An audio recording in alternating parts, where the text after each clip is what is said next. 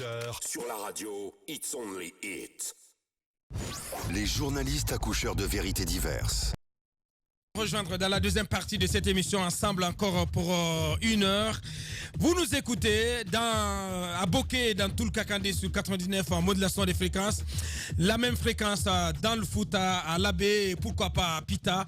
Merci de votre fidélité. Vous avez également la possibilité de nous suivre via la page Facebook de la chaîne Espace TV, tout comme donc notre chaîne YouTube. Merci de votre fidélité. Dans un instant, on s'intéresse à cette journée internationale des personnes handicapées. Les personnes handicapées de Guinée qui, à l'occasion, vont demander au FNDC de bien vouloir décaler sa prochaine manifestation de rue prévue à Conakry à la même date, c'est-à-dire le 3 décembre, mardi 3 décembre, ici à Conakry notamment. On s'intéresse également un peu plus tard à cette actualité phare. Ouf de soulagement dans le camp des opposants à une nouvelle constitution et un éventuel troisième mandat pour Alpha Condé. En effet, des responsables et membres du FNDC, le front qui porte ce combat, qui était en détention depuis le 22 octobre dernier, ont bénéficié hier d'une libération conditionnelle. C'était donc à l'issue de la première audience du procès en appel dans ce dossier. Abdourahmane Sano et compagnie ont dans la foulée regagné leur domicile. On en parle dans cette émission. On s'intéresse un peu plus tard aussi à la Commission électorale nationale et indépendante avec des couacs enregistrés par endroits dans le cadre des opérations de recensement des électeurs en vue des prochaines élections législatives en Guinée. Avant de continuer vos réactions sur nos différents canaux, on va y aller avec cette première réaction de qui exactement? De Mohamed Douti Condé. Bonjour les GG, bonjour à toute l'équipe. Je pense que l'arrivée de ces deux grandes entreprises d'assainissement, notamment Piscini et Alberec, donnera un ouf de soulagement à la population guinéenne car ces entreprises ont toujours prouvé leurs compétences dans les autres pays en Afrique. Mohamed Douti Condé qui nous envoie ce message. Cette autre réaction de Youssouf de Guinée debout. Bonjour Titi, nous sommes très contents pour la libération de nos camarades arbitrairement arrêtés. Mais au lieu d'être soulagés de la justice, moi je suis au contraire choqué pour le temps que les camarades ont passé au Niouf. Car cela ne devrait même pas arriver si cette justice était à sa hauteur. Message signé de Youssouf le Constant Diallo du parti MPDG. C'est donc Youssouf le Constant qui nous envoie ce message. Cette autre réaction de Sinani. Bonjour, sur le dossier de la radio continentale, posons-nous la question pourquoi de sa suspension. Le ministre Somparé n'est pas pour la cause. Stop aux accusations. C'est Sinani qui nous envoie ce message. Notre ami aussi Abdul Karim Moulo du parti UMP qui nous écrit à nouveau ce matin. Bonjour, la politique est devenue de cette zone mortelle où des intérêts étroits se disputent des privilèges où des minorités idéologiques cherchent à imposer leur version de la vérité absolue. Allez vous faire recenser pour sanctionner cette vieille classe politique et apporter du nouveau. Bravo à nos juges, c'est Abdul Karim Mouloba qui nous envoie ce message. D'autres réactions aussi, Djoulde, secrétaire général, et Djoulde, DG de la SEG, c'est Djoulde qui continue à signer sur tous les documents à la direction générale de la SEG. C'est donc une réaction qui nous parvient du côté de la Caisse nationale de sécurité sociale. On continue avec Lai Junior Kone, l'autre animateur de cette émission, Aboubakar.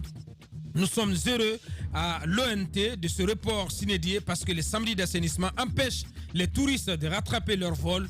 Tout le monde s'en plaint, tant mieux. C'est donc Lai Junior qui nous envoie ce message. Bien, on a compris. Et on nous apprend, Antoine va donner la précision tout à l'heure, que les samedis d'assainissement sont désormais tout simplement gommés. Voilà, parce qu'il faut tout simplement permettre aux sociétés qui ont été recrutées de pouvoir donc s'installer, de commencer leur travail. C'est cette réaction de Bournombo Diakario du côté de l'UFDG. Bonjour Master, le FNDC vient de gagner un autre combat suite à la libération de Sano et autres. J'imagine la marche du 3 avec tous ces leaders du front à Moulanfé. C'est Bournombo Diakario qui nous envoie ce message. Cette réaction de Abdourahmane Maki, depuis Karfaya, du côté de Bokeh Nord-Est. Bonjour Abouakar, bonjour les GG. La libération des leaders du FNDC prouve à suffisance que notre justice n'est pas inféodée au pouvoir depuis l'avènement de la Troisième République en Guinée à Lamane. C'est Abdourahmane Makiba du RPG Arc-en-Ciel qui nous envoie ce message. Bien, il pose la question, hein, c'est cet auditeur qui est dans ce studio. Est-ce que Mohamed Ali Condé est abonné à une PME? On va lui demander dans un instant. C'est Amadou Sow, donc notre technicien qui lui pose cette question. Moria Kaba, deux dernières réactions avant de continuer. Le régime Condé avait misé sur l'affaiblissement du FNDC par la répression judiciaire, mais en cherchant à briser nos leaders, ils ont fait des légendes vivantes. Le combat du FNDC est un état d'esprit que tous les citoyens épris de justice se sont emparés. Courage à nos héros. Ce fut un immense honneur de partager ces moments exceptionnels à vos côtés à la maison centrale. Comme l'a dit hier le doyen Sano, la lutte continue. Amoulanfé, c'est Moria Kaba qui nous envoie ce message. Il faut la rappeler, hein, nous allons suivre l'intervention dans un instant de Maître Mohamed Traoré, qui est l'un des avocats du FNDC, donc qui va prendre la parole sous peu dans cette émission. Cette dernière réaction, avant d'en prendre d'autres plus tard. Bonjour. Par rapport à la SEG, il paraît que Tata Vieux est en train de démarcher pour être directeur général à la SEG.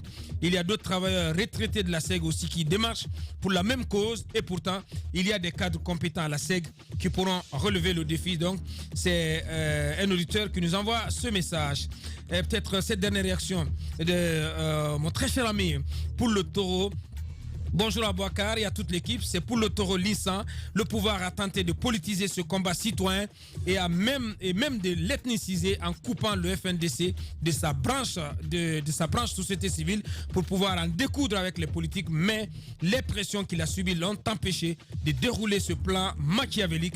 Avec ce retour de nos héros leaders, la première victoire est acquise. Amoulafé, c'est pour le taureau Lissan qui nous envoie ce message. Bien, Antoine, quelques précisions par rapport à la journée au samedi d'assainissement. Des précisions, on ne peut pas confirmer l'information pour l'instant parce qu'on nous apprend qu'il se peut qu'elle soit annulée tout simplement parce que... On l'a reçu quand même du ministre. C'est pas confirmé. C'est annulé, Antoine. Il ne confirme pas l'information. Et encore une fois, demain... La journée est reportée selon ce que nous apprend le département et il se peut qu'il y ait une information dans ce sens plus large pour informer du report de cette journée d'assainissement pour demain. De l'annulation. Le report pour l'instant. L'annulation pourrait intervenir dans les jours à venir parce qu'on nous apprend que les sociétés recrutées récemment pour l'assainissement de la ville de Conakry seraient en installation. Donc pour cela, la plupart des camions censés travailler pour ces samedis d'assainissement-là seraient concentrés à travailler pour l'installation de ces sociétés-là. Donc c'est ce que nous disions ce matin. Ça peut être bénéfique pour beaucoup de Guinéens parce que pour moi, ces journées-là empêchent beaucoup de choses dans le pays. Ça empêche vous avez suivi le message de l'ingénieur qui est directeur de l'ONT. Bon, même si cette information est à prendre avec des pincettes, parce que pour moi... Quelle information? Par rapport au tourisme dont parle l'ingénieur. Quand il parle de touristes, j'ai envie qu'il précise parce que pour moi, en Guinée, beaucoup de touristes ne viennent pas du tout. Ça, je le dis parce qu'il n'y a pas beaucoup de choses à visiter. Il n'y a pas assez de choses à visiter. Mais qu'est-ce que tu en sais? Il n'y a pas beaucoup de touristes qui viennent en Guinée. Ça, il faut le dire. Il y a le tourisme local, il y a le tourisme intérieur. Il y a cela peut-être, mais il n'y a pas d'effort. Abakar,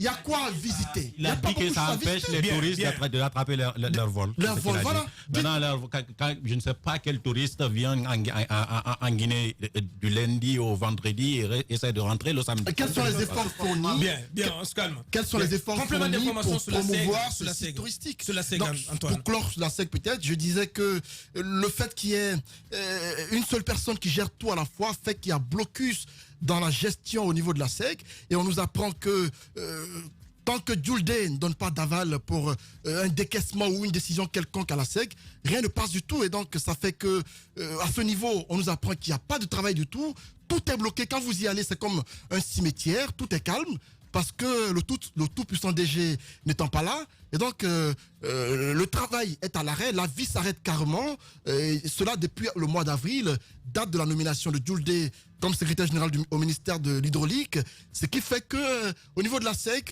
il n'y a plus rien qui marche. Et donc, ce serait important. C'est dommage. Ça serait important qu'au plus vite qu'on nomme un nouveau directeur pour la survie de l'entreprise, parce qu'on nous apprend que certes, avant, il y avait une concurrence entre la SEC et l'EDG, mais aujourd'hui, il n'y a pas match. Il n'y a pas match. EDG a pris son envol, la SEC est en train de mourir de sa belle mort, et malheureusement, rien n'est fait pour la sauver. C'est dommage. Il faut qu'on se réveille un peu du côté de Sékou Touré. Parce qu'on s'intéresse au recensement des électeurs, des couacs signalés par endroit dans tout le pays. On commence d'abord par la commune de Ratoma ici, où nous avons eu le responsable de la CECI qui a évoqué beaucoup de problèmes. Parmi les problèmes, il faut d'abord citer le fait que les équipements qui ont été envoyés, pour la plupart, se plantent. Il y a des problèmes de redémarrage. L'opération prend suffisamment de temps pour un seul électeur. Vous pouvez perdre plus de 30 minutes, 1 heure, parce que les kits qui ont été envoyés sont insuffisants, mais aussi... Sérieux, 30 minutes pour faire enregistrer. Oui, vous pouvez prendre beaucoup de temps. Pour recenser un électeur. Parce que ça se plante souvent. Les tablettes qui ont été envoyées se plantent beaucoup. Et au-delà de ça, il y a aussi d'autres problèmes qui ont été évoqués, notamment l'insuffisance des fiches d'inscription, des récépissés. Donc, énormément de problèmes. Sans oublier la question des primes. Des primes des agents recenseurs. Oui, des agents recenseurs. On apprend du côté de Sigrid, que le travail est à l'arrêt. Oui, le travail est à l'arrêt. Et Dr Faya Milimolo l'évoquait, que du côté de la région forestière, il y a beaucoup de localités où les opérations n'ont pas entamé. Et pendant ce temps, le délai qui a été donné pour la révision, l'établissement et la révision des listes électorales arrive pratiquement à terme. Il y a beaucoup de citoyens. Ça prend fin le 16 décembre. Oui, ça prend fin le 16 décembre. Et pendant ce temps, il y a beaucoup de citoyens aujourd'hui qui n'ont pas pu se faire ressentir ou qui ont des problèmes avec les anciens cartes d'électeurs et qui doivent donc apporter des anomalies, des corrections sur ces phases. Donc c'est important aujourd'hui que l'équipe de Maître Salif Kébé puisse concrètement nous dire et puisse régler toutes ces anomalies, tous ces problèmes qui ont été évoqués, parce que nous avons interviewé des citoyens dans nos différentes éditions d'information ici. Moi, je pense tout simplement qu'il va falloir à partir à la fin de ce délai, le délai qui court jusqu'au 16 décembre, il va falloir tout simplement se rendre à l'évidence que ce délai est insuffisant et qu'à cause de tous les problèmes, à cause de tous les problèmes, parce que vous avez signalé, et ça c'est du concret, dans beaucoup de circonscriptions, ces opérations ont démarré avec du retard, avec 2 ou 3 jours de retard. Je pense que le mieux à faire serait de prolonger tout simplement ces opérations. Alors, pourquoi pas jusqu'au 25 décembre, quitte à permettre de recenser le maximum de citoyens. Alors, il y a déjà beaucoup d'acteurs politiques et de citoyens qui se posent des questions, notamment sur les anomalies, les problèmes qui ont été rencontrés, sur le délai donc, qui a été fixé par la CENI pour permettre aux Guinéens donc, de renouveler le Parlement le 16 février 2020. Est-ce que toutes ces anomalies, les problèmes qui ont été rencontrés, parce que c'est l'étape cruciale, c'est indispensable, lorsque les citoyens ne se font pas recenser avec toutes ces anomalies, tous ces problèmes qui ont été rencontrés, des agents recenseurs qui réclament l'argent, des motos, des primes, je pense que la CENI doit repenser le problème. Trouver une solution au problème qui ont été posés. Mais ce qu'il faut noter à la décharge, là, parce qu'on est un peu dans les confidences, la CENI n'a pas du tout le budget. La CENI court, court tous les jours derrière. Non, mais je te dis ce qui est vrai. Mais cela ne peut pas justifier. Mais il n'y a pas d'argent. On n'a pas mis les moyens à la disposition de la CENI.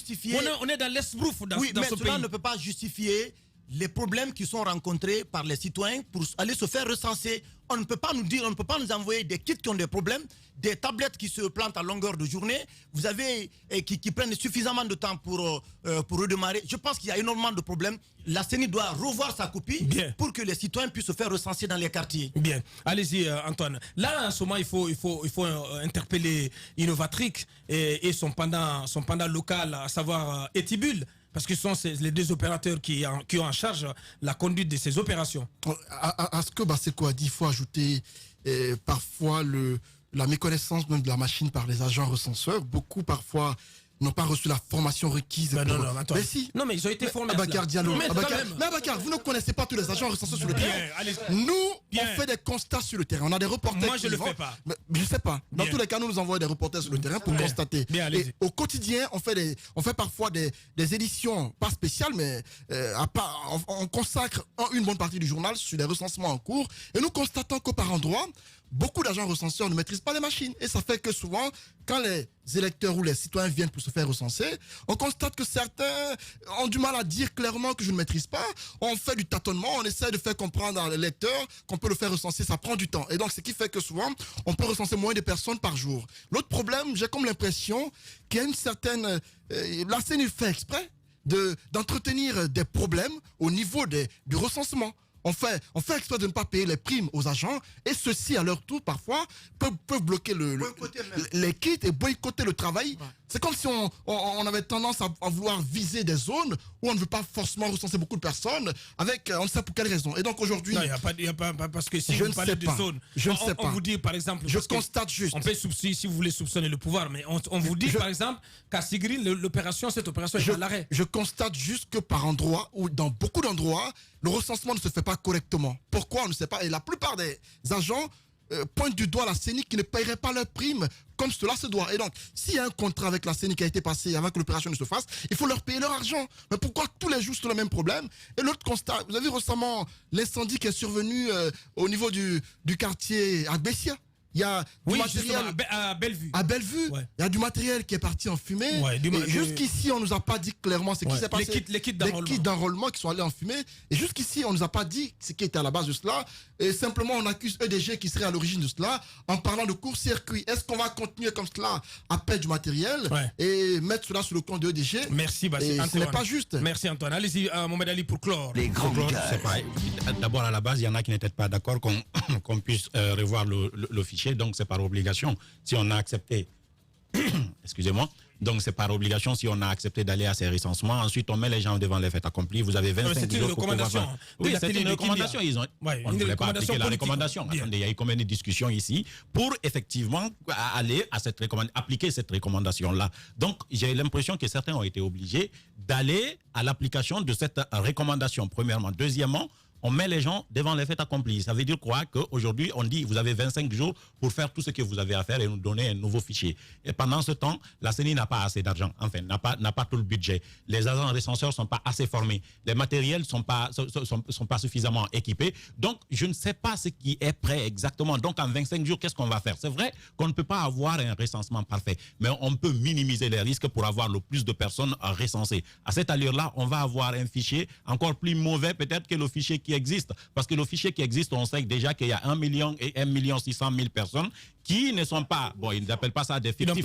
Qui n'ont pas de données. Qui n'ont pas de données. Donc, on connaît la situation. Et voilà. Donc, on connaît exactement ce fichier-là. Le nouveau fichier qu'on va nous fabriquer, personne ne sait ce que ça va donner. Ça donnera ce que la CENI va dire. Et est-ce que ce fichier-là ne sera pas contesté par une partie de l'opposition ou même l'opposition? Ça peut être sous d'une nouvelle crise. Voilà. Bien. Allez-y, Antoine, pour clore. L'autre constat qui est à faire, c'est l'appel lancé incessamment par les opposants et même par ceux du parti au pouvoir, appelant leurs militants à aller se faire recenser. On constate que la plupart des acteurs politiques prennent cela au sérieux et chacun lance son appel comme il le peut.